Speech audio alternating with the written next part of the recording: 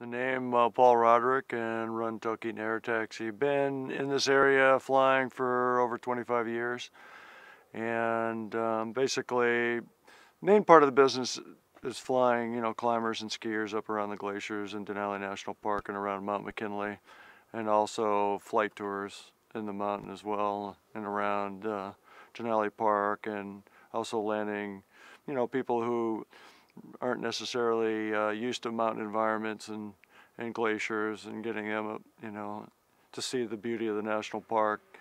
And hopefully we try to teach them, about, what's happening, even with climate change. Actually, I mentioned, my flight tours, how we're, just the changes that we've seen up there, especially in the last 15 years. Some of the changes we've seen up there are dramatic, and some of them not so dramatic visually. But on the smaller glaciers, we've seen a pretty dramatic recession in the glaciers. And some of the smaller glaciers, ones that are less than a mile or too long, we've seen some of them are starting to disappear.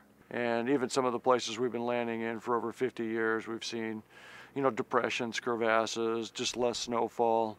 And even sometimes it curtails how long, we can land on the glaciers during the summer. And the summer temperatures are noticeably warmer. On average, I think 3 to 4 degrees warmer in this area. And visually on the bigger glaciers, it's hard to tell. But if you spend a lot of time flying around up there and have some visual cues, you can really see that the settling in a lot of the glaciers. Some of the glaciers, especially mid-glacier on down, some of them are collapsing and visually losing a lot of mass.